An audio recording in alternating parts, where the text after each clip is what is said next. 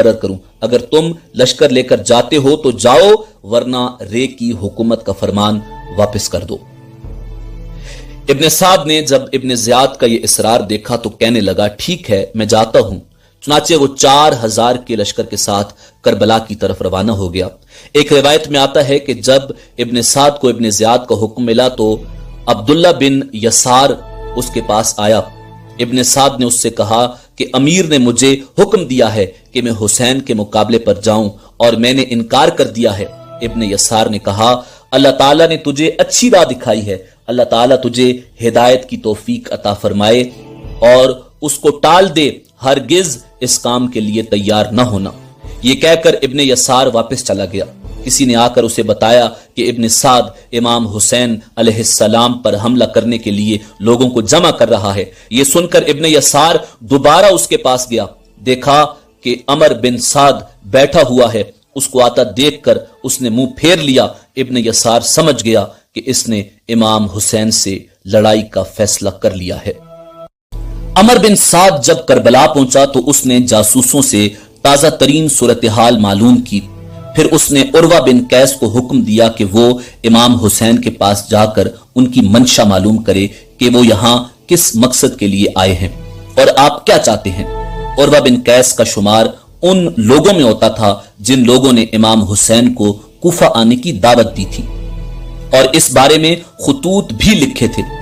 चुनाचे उसके चेहरे पर शर्मिंदगी के आसार उभर आए और उसने बहानाबाजी शुरू कर दी। बिलाखिर उसने जाने से इनकार कर दिया। इब्ने साद ने अपने लश्कर में मौजूद दीगर सरकर्दा अफराद से भी कहा कि वो हुसैन इब्ने अली के पास जाएं, मगर वो भी इमाम अली मकाम को कूफा आने की दावत दे चुके थे, इसलिए उन्होंने भी इनकार कर दिया। बिलाखिर इब्ने साद ने कुर्रा बिन सुफियान हंजली को आपके पास भेजने के लिए तैयार कर लिया और उसने कहा कि सिर्फ तुम ये बात इमाम हुसैन से पूछना कि आपके यहां पर आने का मकसद क्या है। चुनाचे कुर्रा बिन सुफियान हंजली उसी वक्त तैयार हुआ और इमाम हुसैन के पास पहुंचा, आपसे गुफ्तगू की और इब्ने साद का पैगाम दिया कि आप यहां किस गर्ज से आए हैं। आपने फरमाया, मुझे तुम्हारे शहर वालों ने खुतूत लिखकर बुलाया है कि आप यहां तशरीफ लाइए। अगर उनको मेरा आना पसंद नहीं है तो मैं वापस चला जाऊंगा। कुर्रा ने वापस जाकर इब्ने साद को इमाम हुसैन के साथ होने वाली गुफ्तगू से आगाह किया। कुर्रा की बात सुनकर इब्ने साद ने कहा कि अब कुछ उम्मीद दिखाई देती है कि अल्लाह ताला मुझे इनके साथ लड़ाई करने और कत्ल गारत करने से महफूज रखेगा। उसके साथ ही उसने इब्ने ज़ियाद के नाम एक खत तहरीर किया। यहां पहुंचकर जब मैंने हुसैन के मुकाबले पर पड़ाव डाला तो उनके पास एक कासिद भेजा और उनसे उनके आने का मकसद पूछा, वो किस चीज के तलबगार हैं और क्या चाहते हैं।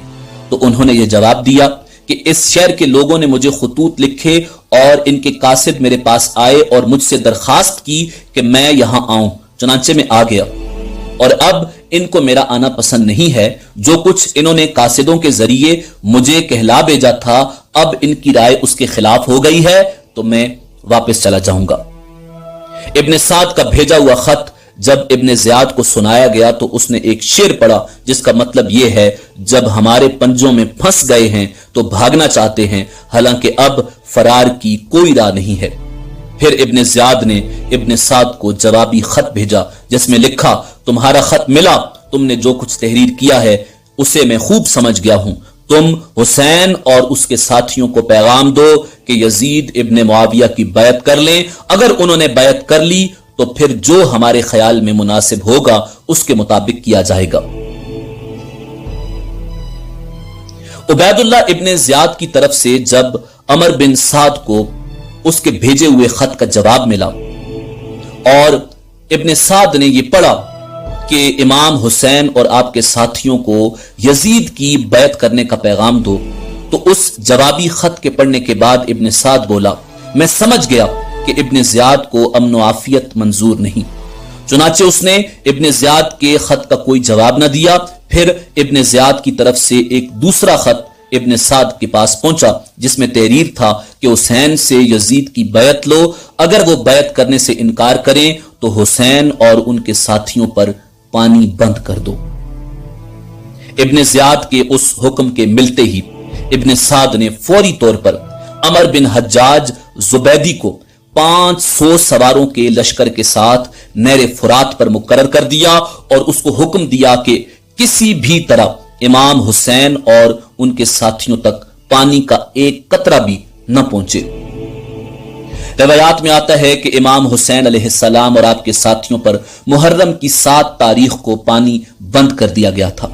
इस ज़मन में एक रिवायत है कि इब्न साद को उबैदुल्लाह इब्न ज़ियाद का यह हुक्म मिला कि फौरन पानी पर पैरे बिठा दो, हुसैन इब्न अली और उनके साथियों पर पानी बंद कर दो, इस तरह कि एक कतरा पानी भी उन तक न पहुंच सके, जिस तरह के अमीरुल मोमिनीन उस्मान इब्न अफ़्फ़ान के साथ किया गया था। चुनांचे उस हुक्म के आते ही इब्न साद ने 500 सवारों पर मुश्तमिल एक दस्ता दरियाए फुरात पर तैनात कर दिया और हुक्म दे दिया कि हुसैन या उनके किसी भी साथी को पानी न लेने देना। इमाम अली मकाम इमाम हुसैन इब्न अली अलैहिस्सलाम और आपके साथियों ने करबला के मैदान में खेमे नस्ब कर लिए हुए थे कि 7 मुहर्रमुल हराम को इब्न साद की फौज के एक दस्ते ने दरियाए फुरात के किनारे दूर दूर तक फैलकर पैरे लगा दिए ताकि कोई भी पानी न ले सके। इसके साथ ही इब्न साद की तरफ से इमाम हुसैन को यह पैगाम भेजा गया कि वो नहर फुरात के किनारे से अपने खेमे उखाड़ लें। उस मौका पर हजरत अब्बास अलमदार ने फरमाया, हम ऐसा नहीं करेंगे, मगर हुसैन इब्न अली अलैहिस्सलाम ने हजरत अब्बास रजी अल्लाह ताला अन्हु से फरमाया, इनसे झगड़ना फजूल है, तुम तो करम का दरिया हो और ये कतरा नाचीज हैं, कोई बात नहीं, हम अपने खेमे नहर से दूर लगा लेते हैं। फिर आपने उस जगह से खेमे उठाकर नहर से दूर नस्ब करने का हुक्म फरमाया। मरवी है कि जब अमर बिन साद को उबैदुल्लाह इब्न ज़ियाद का हुक्म पहुंचा तो उसके साथ ही इब्न ज़ियाद की तरफ से अमर बिन साद की कमक के लिए शिमर जिल जौशन, हसीन बिन नुमैर और शीस बिन रबी की कमान में एक बहुत बड़ा लश्कर भी पहुंच गया और बिन यजीद अर रियाही 1000 के लश्कर के साथ पहले ही वहां मौजूद था कि हजर बिन रबी की कमान में 22,000 का लश्कर भी पहुंच गया। फिर अमर बिन साद ने 4000 सवारों को शीस बिन रबी की कमान में भेजकर नहर फुरात पर मजीद पैरे लगाकर सख्त तरीन नाकाबंदी करा दी। उसके बाद उसने 2000 सवारों को हजर बिन रबी की कमान में रवाना किया कि वो गादरियात के रास्ते पर नाकाबंदी कर लें। इस तरह नहर फुरात की तरफ जाने वाले तमाम रास्तों की नाकाबंदी कर दी गई। इमाम अली मकाम इमाम हुसैन इब्न अली अलैहिस्सलाम ने समझ लिया कि अब जंग होकर रहेगी, तो आप अपनी बावफा और गमगुसार बीवी हजरत शरबानो रजी अल्लाह ताला अन्हा के पास गए और फरमाया, शरबानो, मैं जानता हूं कि तुम नौशेरवां आदिल की पोती और ईरान के एक नामवर बादशाह की बेटी हो, और मैं ये भी जानता हूं कि तुम ईरान के सुनहरी तख्त पर बैठने वाली ईरान की मलका हो और रेशमी बिस्तरों पर सोने वाली और सोने और चांदी के बर्तनों में पानी पीने वाली ईरान की शहजादी हो, मगर तुमने मेरे साथ जिस हौसले और सब्र सुकून से जिंदगी बसर की है, मैं उसका शुक्रगुजार हूं, और मेरे घर में तुमने जिस शौक ज़ौक से जो खिदमात सरंजाम दी हैं, मैं उसका ममनून हूं। आज जालिमों ने तुम्हें यह दिन दिखाया है कि तुम और तुम्हारे बच्चे पानी के एक कतरे को तरस रहे हैं, और मैं जानता हूं कि तुम पर यह मुसीबत और दुख सब मेरी वजह से हैं, और अब चूंकि हालात बिगड़ते जा रहे हैं, पता नहीं किस वक्त दुश्मनों की तरफ से जंग का ऐलान हो जाए, इसलिए अब बेहतर यही है कि तुम अपने बच्चों को लेकर ईरान चली जाओ या जहां तुम चाहती हो चली जाओ, मैं इसका इंतजाम कर देता हूं, मगर कुर्बान जाऊं उस गमगुसार बीवी के कदमों की खाक पर और फिदा हो जाऊं इमाम पाक की वफादार हरम पाक की जूतियों की नोक पर कि जिसने आखिरी वक्त भी अपने शोहर का साथ न छोड़ा और अपने बच्चों की कुर्बानी देकर अपने शोहर की आन बचा गई और दश्ते करबला के तपते हुए रेगिस्तान में गर्मी की शिद्दत में भूख और प्यास बर्दाश्त करके बावफा बीवी होने का हक अदा कर गई। इमाम अली मकाम की उस گفتگو سے بی بی شیربانو پر رقت طاری ہو گئی اور عرض کو مقرر کیا تھا۔